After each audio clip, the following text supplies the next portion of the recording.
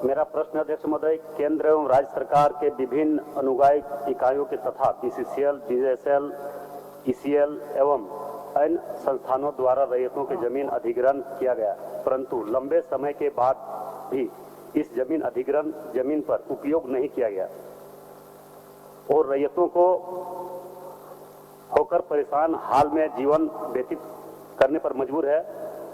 माननीय मुख्यमंत्री जी से मैं विस्थापित परिवार के हित में नीतिगत निर्णय लेते हुए क्या ऐसे अधिकृत भूमि जिसका उपयोग वर्षों से नहीं किया जा रहा है, वैसे जमीन रैयतों को वापस दिलाने की कार्रवाई करेंगे। साथ ही भी केंद्र एवं राज्य सरकार के खनन कार्य के अधिग्रहण भूमि पर खनन कार्य हो जाने के बाद उपरांत खनन भूमि को लेबलिंग कर सिंचाई युक्त भूमि का विकसित कराए जाने के बाद व्यवस्था नियमावली शर्तों के यह प्रावधान किया गया है कि परंतु बीसीसीएल इस नियमावली के अनुसार कार्य नहीं कर रहे हैं। खनन कार्य हेतु होने के बाद में खनन भूमि पर यूं छोड़ दिया जाता है, जिसके कारण कई बड़े घटना घट चुकी है। शर्तों के अनुसार खनन कार्य के बाद भी उपयुक्त भूमि का फसल पैदावार को लायक बनाते हुए उस भूमि को रैयत लोगों को वापस करना चाहती है। सदन के माध्यम से माननीय मुख्यमंत्री जी से मांग करता हूं कि उक्त दोनों विषयों पर नीतिगत निर्णय लेते हुए खनन कार्य के संपूर्ण होने के बाद भी खनन भूमि को विकसित करते हुए मूल रैयतों को सौंपने का निर्णय माननीय मुख्यमंत्री से आग्रह करना चाहिए। माननीय मुख्यमंत्री।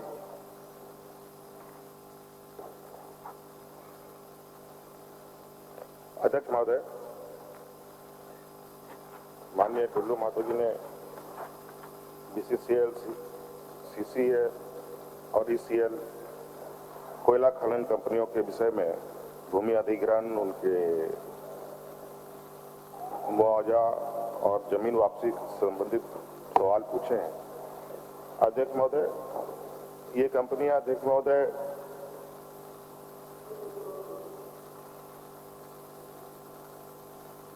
जो जमीन लेती है अध्यक्ष महोदय, वो कोल बेरिंग एक्ट के माध्यम से लेती है अध्यक्ष महोदय, और कोल बेरिंग एक्ट भारत सरकार का कानून है अध्यक्ष महोदय, राज्य सरकार का नहीं।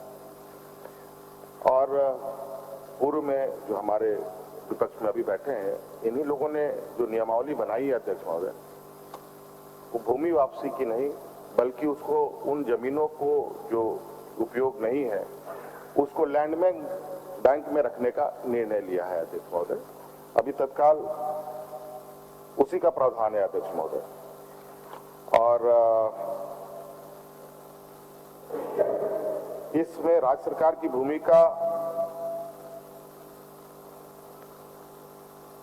बहुत कम होती है अध्यक्ष महोदय, और मैं इनको आश्वस्त करूंगा इस विषय पर हमारी चिंताएं हैं। और कोल बेरिंग एक्ट और भूमि अधिग्रहण कानून अधिनियम को विस्तृत रूप में स्टडी करते हुए उसकी वैधानिक राय ली जाएगी अध्यक्ष महोदय। तदुपरांत इस पर कार्रवाई करेंगे अध्यक्ष महोदय। हो गया टुल्लू जी। अध्यक्ष महोदय, ये कोल बेरिंग एक्ट में उसमें प्रावधान है अध्यक्ष महोदय कि कोल बेरिंग एक्ट के तहत अगर जिस जमीन को हम अधिग्रहण किए, वो जमीन में अगर हम कार्य नहीं किए, या तो जमीन रैयतों को वापस कर देना चाहिए, या तो उसका नौकरी या मुआवजा मिलना चाहिए। जमीन हम अधिग्रहण करने के बाद अध्यक्ष महोदय उसमें हम ओबी गिरा दे रहे हैं, उसका खेती लायक हम रहने नहीं दे रहे हैं, उसके बाद भी अगर उस जमीन में हमारा कोई अधिकार ही नहीं बनता है, मुआवजा नहीं मिलता, नौकरी भी नहीं मिलता, जमीन भी अधिग्रहण कर लिया है। आप संक्षेप में मुआवजा और नौकरी का बात बोले। अध्यक्ष महोदय, माननीय अधिकृत जमीन दाताओं का या जिससे अधिकृत किया गया है जी, उसमें नौकरी और मुआवजा है ना, उसको तो नौकरी अध्यक्ष महोदय नौकरी या मुआवजा मिले या तो जमीन वापस करे। ठीक ठीक। माननीय मंत्री। अध्यक्ष महोदय, मैंने पहले ही कहा, अभी फिलहाल जो पूर्व में इन्हीं की सरकार ने उसको भूमि वापसी करने का निर्णय नहीं लिया है, इसको लैंड बैंक में रखने का निर्णय लिया है।